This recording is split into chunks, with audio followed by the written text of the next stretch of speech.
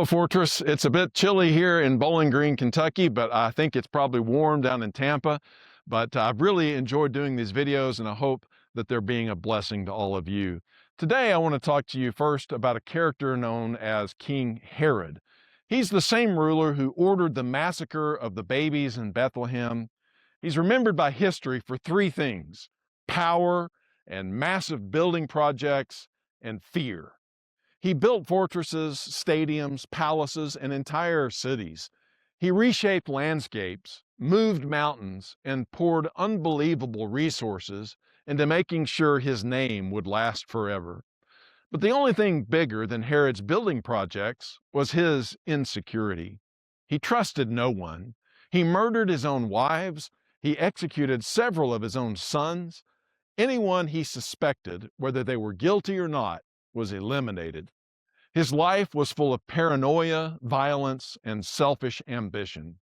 So it's no surprise that when Herod finally died, no one cried. No one gathered to tell stories of his kindness. No widows wept. No friends stood in awe of the way he served others. In fact, ancient historians tell us that people were relieved. Herod's reign of terror was finally over. Now hold that picture in your mind as we shift scenes to Acts chapter 9, where we're introduced to a woman named Tabitha, also known as Dorcas. Luke writes, in Joppa there was a disciple named Tabitha. He says she was always doing good and helping the poor. About that time she became sick and died, and her body was washed and placed in an upper room. Now Tabitha wasn't a queen. She wasn't wealthy. She didn't command armies or build monuments. Archaeologists aren't excavating her tomb, and there are no statues of her in museums or textbooks. Yet her story is remembered and cherished 2,000 years later. Why is that? Well, it's because she served. She used whatever she had, her time, her hands, her skill, to bless others. Luke goes on to tell us in verse 39 that she made garments for widows.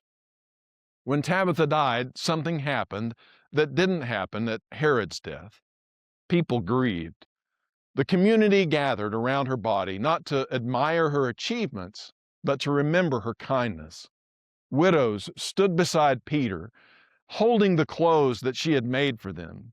They were crying, not because they lost someone powerful, but because they lost someone good. Her life left a mark on real people. And then God did something extraordinary. Through Peter and by the power of the Holy Spirit, Tabitha was brought back to life, and there was great rejoicing. Not because she was famous, but because she was faithful. Not because she built cities, but because she built people. Her legacy wasn't measured in concrete and stone. It was measured in love, compassion, an internal impact. Herod's buildings eventually crumbled. His palaces fell into ruins. His name is remembered with fear. But Tabitha's life, simple, humble, servant-hearted, still inspires believers today. And so here's the point. The Lord values things differently than the world does. The world may measure greatness by size or speed or influence, money, the number of followers that you garner, and the power that you wield. But God measures greatness by faithfulness, by service, by humility, and most of all, by love. Herod's greatness was loud and impressive, but it was also temporary. Tabitha's greatness was quiet, unseen, but eternal. So when you think about your own life, your future, your goals, your dreams, remember Tabitha. Remember the widow's tears, the garments they held in their hands, the people in her life that she touched, and the God who honored her service. So ask yourself, how can I serve someone today? How can I live in a way that honors Christ rather than myself? And how can I build a legacy that matters, not for a moment, but for eternity?